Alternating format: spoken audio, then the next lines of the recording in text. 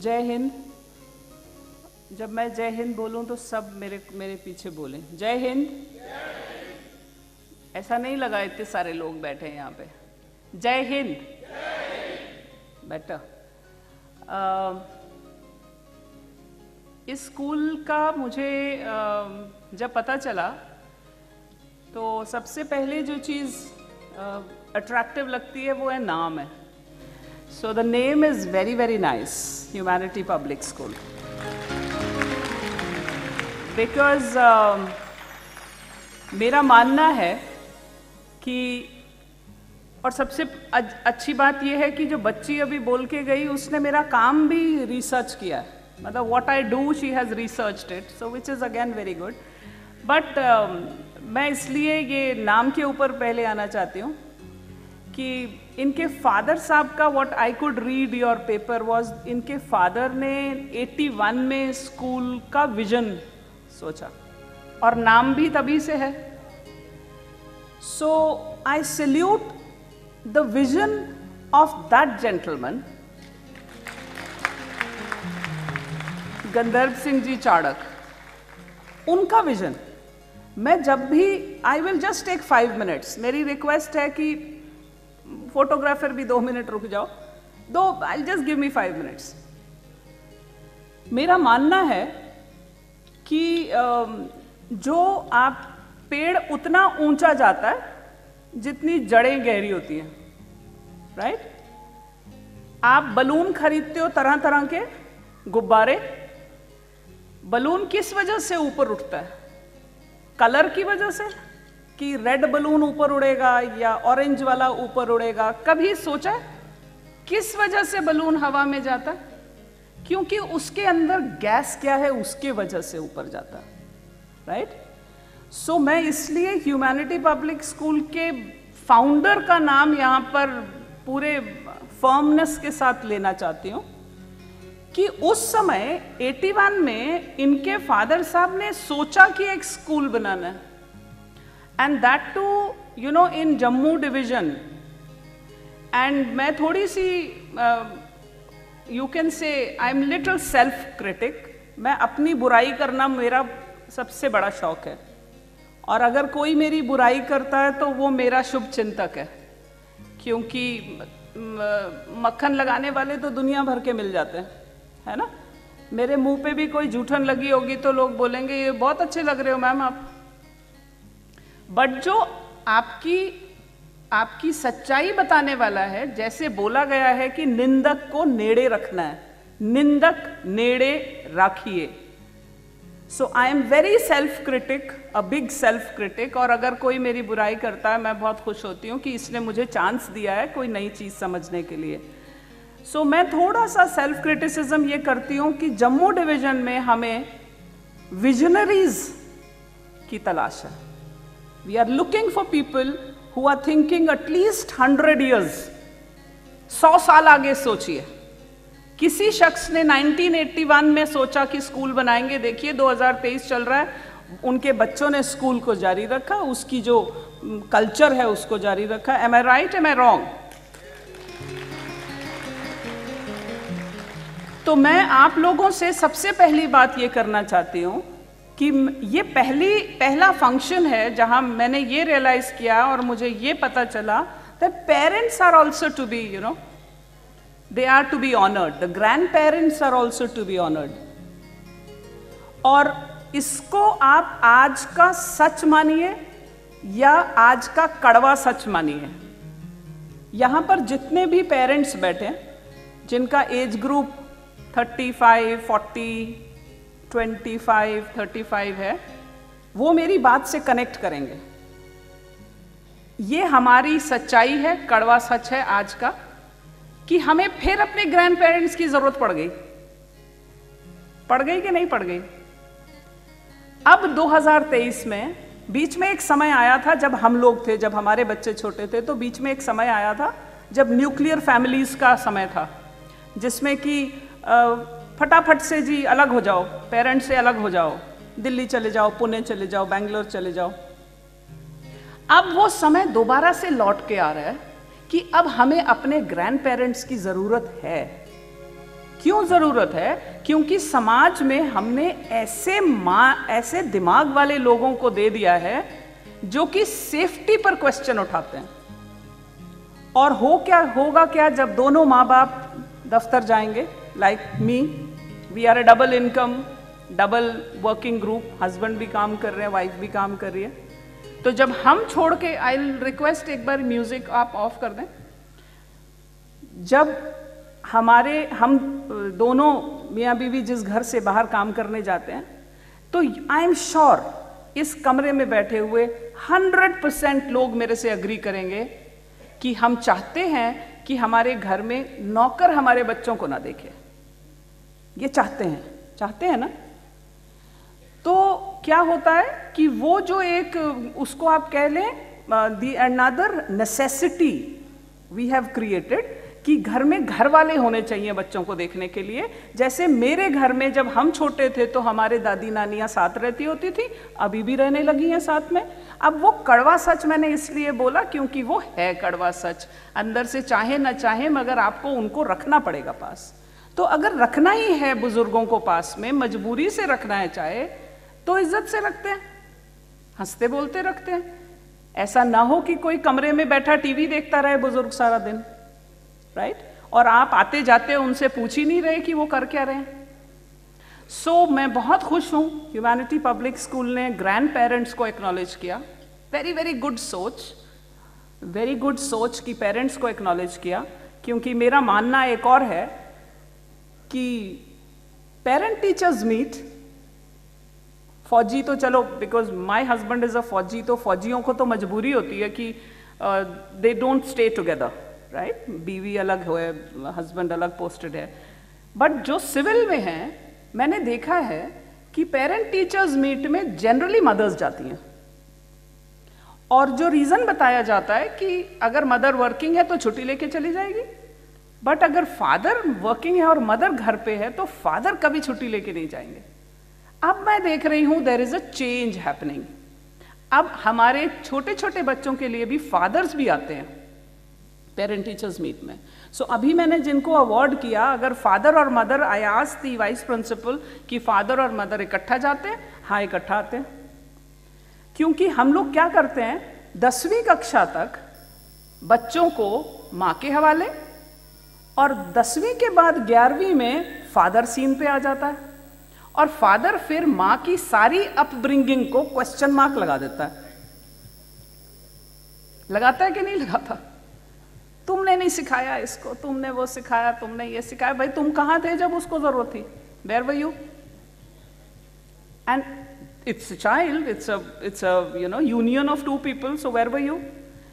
So होता क्या है कि आपने माँ की साथ रख दिया, और माँ इतनी इंटेलिजेंट है, इतनी मल्टीटास्क करती है, इतना कुछ करती है, घर संभाल रही है, रिश्ते संभाल रही है, सब कुछ संभाल रही है, फिर बच्चों को भी परवरिश में पूरा ध्यान दे रही है, तो माँ एग्जॉस्ट होती है, उसका माइंड एग्जॉस्ट होता है। और जब एक पेरेंट, दोनों में से एक पेरेंट थका होता है ना, हमेशा, चाहे वो फादर है चाहे मदर है, जब एक पेरेंट थक जाता है तो बच्चे की परवरिश पे उसका असर होता है। क्योंकि माँ को फिर अपनी तबीयत देखनी है, सिर दर्द हो रहा है, ये हो रहा है, फिर क्या होगा, फोन पकड़ लो, फोन देख लो, टीवी देख लो, शॉर्टकट होता है ना, शॉर्टकट होता है, टीवी देख लो। अच्छा मैं स्कूटी लेके बाहर जाना चाहता हूँ, स्कूटी ले जाओ। फिर हम परमिशंस देना शुरू कर देते हैं, शॉर्टकट परमिशंस, ताकि मेरी जो सिर दर्द हो रही है मैं वो झेल लूँ पहले, बाकी माइग्रेन हो रहा है या व्हाटएवर हो क्या रहा है, फिर बच्चे के परवरिश पे असर कर रहा है। तो मेरी एक बड़ी विनम्र विनती है सभी पेरेंट्स से, स्पेशली फादर्स से, कि अगर आप शुरू के 6 साल अपने बच्चों को पानी दीजिए, खाद दीजिए, सनलाइट दीजिए, उसको बड़ा कीजिए, तो आपने अगर संतरा बोया है तो संतरा मिलेगा। नहीं तो होगा क्या, आपने बो दिया, बेचारे को ना पानी दिया, ना सनलाइट दी, उसके हिस्से का आसमान नहीं दिया, उसके हिस्से की गलतियां नहीं दी। आपको चाहिए परफेक्ट बच्चा। और अगर कोई मेरी 10th की मार्कशीट देख ले, ये जो बच्चे यहाँ पर आ रहे थे 97%, आई वॉज आस्किंग हर कि 3% किसके लिए छोड़ दिए, सारे ले लेते। और मैं यहाँ स्टेज पे बहुत खुश होती हूँ। मैं ये सब उन बच्चों के लिए, उनको आवाज़ लगा रही हूँ, उन पेरेंट्स को आवाज़ लगा रही हूँ जिनके बच्चों ने आज अवार्ड नहीं लिया। जिन पेरेंट्स के बच्चों ने आज यहाँ अवार्ड्स नहीं लिया, मैं उनको आवाज़ लगा रही हूँ। I want to reach out to them. You see my 10th marksheet, आप मेरी 10वीं की मार्कशीट देखिएगा। और अभी तक मेरे को हिम्मत नहीं हुई है, नहीं तो मैं सोशल मीडिया पे डालने का सोच रही हूँ, सच्ची डालने का सोच रही हूँ। अभी थोड़ा सा डर अभी भी है कि क्या बोलेंगे लोग। तो 10th में अगर कोई मेरी मार्कशीट देखता और आपने आज मुझे ऑनर किया है चीफ गेस्ट का, वो मैच नहीं करता। So I am calling for those parents जिनके बच्चों ने आज पार्टिसिपेट नहीं किया, जिनके बच्चों ने किसी प्रोग्राम में हिस्सा नहीं लिया, जिनका नाम टीचर ने यहाँ नहीं पढ़ा, जिसने स्पोर्ट्स में पार्टिसिपेट नहीं किया, वो आपका बच्चा है। स्कूल में अच्छा करे या ना करे, वो आपका बहुत, आप ही का बच्चा है। आप पड़ोसी के बच्चे को नहीं ले सकते अपना बच्चा, वो आपका बच्चा है। तो आज आप प्लीज वो बच्चे जिनके नाम वाम नहीं आए, जिनको शाबाशियां नहीं मिली, उनके पेरेंट्स जब आप घर वापस जाएंगे अपने बच्चे को जोर से जफ्फी लगाओ, शाबाशी दो। क्योंकि जो इस स्कूल की मैं रिपोर्ट देख रही थी, 81 बच्चे हैं, 81 पास, 60 बच्चे हैं, 60 पास, कोई फेल नहीं हुआ। तो पास तो हो गए ना, चिल मारो, बहुत होता है पास होना। जो लाइफ बनानी है वो नंबरों ने नहीं बनानी है। और ये मैं अक्लमंद बच्चों के लिए बोल रही हूं, अब जिनको मेरी भाषण सुन के नींद भी आ रही है शायद, उन बच्चों को मैं बोल रही हूं जो कि हाई स्कोरर्स हैं। Your destiny is not decided by your report card. आपका मुकद्दर आपके नंबर नहीं बनाते, right? My sister topped in CBSE in the country, वो NCERT टॉपर है।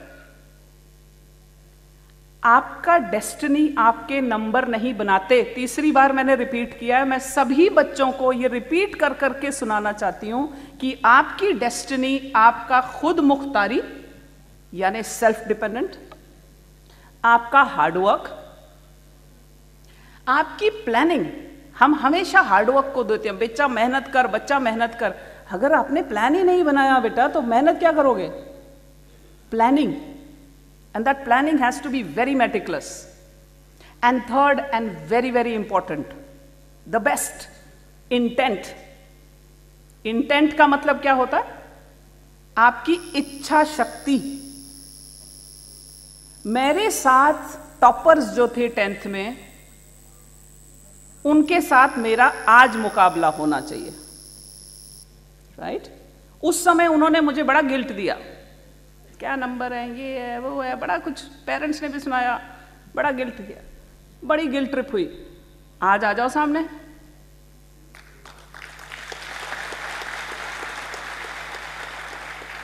सो मैं उन बच्चों को, सभी बच्चों को जो कि अभी तो CBSE ने फर्स्ट डिवीजन, सेकंड डिवीजन सब छोड़ दिया, अभी परसेंटेजेस भी छोड़ दिए, कितना भी छोड़ दो, भारतीय समाज की मानसिकता को तोड़ने में 50 साल लगेंगे।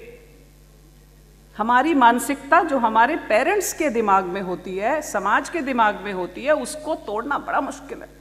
भाई वो यादव साहब के बच्चे ने ज्यादा ले लिए, तुमने कम ले लिए, तुम निठल्ले हो। और लड़कों को ये बातें ज्यादा सुननी पड़ती हैं। लड़कियों के पास तो शादी का एक ऑप्शन छोड़ ही रखा है सबने, शादी कर लो, कोई नहीं, टॉपर हो तो क्या।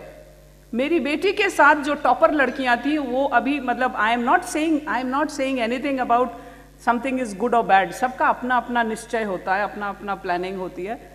But my only request to every child is, please always keep in mind that your marks will not give you your status and your destiny in life. Only 3 things will give you: repeat, intent, इच्छा शक्ति। अगर आप कुछ करने वाले हो तो बहरे हो जाओ, मत सुनो दुनिया की। जहाज उड़ाना है, एयरफोर्स में जाना है, रॉकेट्स उड़ाना है, हवा उड़ानी है, आपने रेलवे स्टेशन, वॉटेवर दिमाग में सोचो और इच्छा शक्ति, फिर बहरे हो जाओ। ये जनरली मैं औरतों को बोलती हूँ, कि अगर एक महिला ने कुछ करना है तो बहरे होना बड़ा जरूरी है, क्योंकि महिला को बड़ा कुछ cut cut cut cut cut, तो बहरे हो जाओ, लड़कियां बहरे, लड़के बहरे हो जाओ अगर आपने डिसीजन ले लिया तो। Second, hard work, no shortcut to hard work, no flyover, no flyover, सिर गीला करके बैठना पड़ेगा boss. And third, meticulous planning, ऐसी प्लानिंग हो जिसमें कि सब बढ़िया हो जाए। So I will take 1 more minute, 1 minute और लूंगी।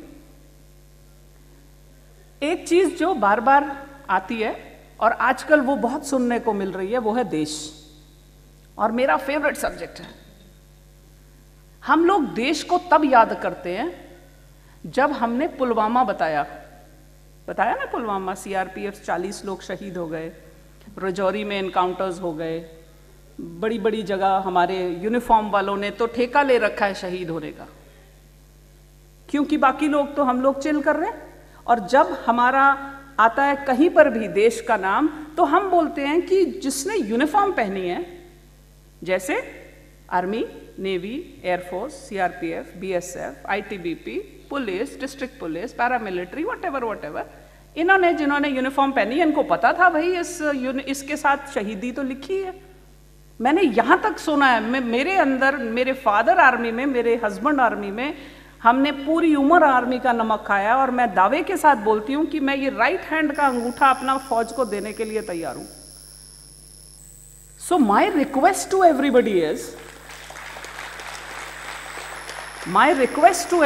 इज कि अगर देश के बारे में सोचना है तो देश को शहीद होके, जैसे बॉर्डर मूवी में सनी देओल ने बोला था, मर के जरूरी है, जिंदा रह के भी देश की सेवा की जा सकती है। वो लाइनमैन, वो उत्तरकाशी के लोग जो कि टनल में फंस गए, वो देश के लिए काम कर रहे थे। जो गटर साफ करते हैं वो देश के लिए साफ करते हैं। इधर लड़कियों ने हमें चाय पानी पिलाया, उनको भी यही मैं बोलूंगी, छोटे से छोटा, बड़े से बड़ा देश के लिए काम कर रहा है। मगर सिविलियन, आम सिविलियन देश के लिए काम कर रहा है उतना जितना तनख्वाह मिलती है। सो मेरी सब लोगों से बहुत, again a very very humble request, hand folded request, एक काम देश के नाम, कुछ भी करो। मैं बार बार बोलती हूं, मैंने एक काम ले रखा है जो मैं देश के लिए करती हूं, वो मैं हर कोई नलका जो बह रहा होता है मैं उसको बंद कर देती हूं। ये काम मेरे को सूट करता है। पानी का नलका बह रहा है, बंद कर दो, राइट?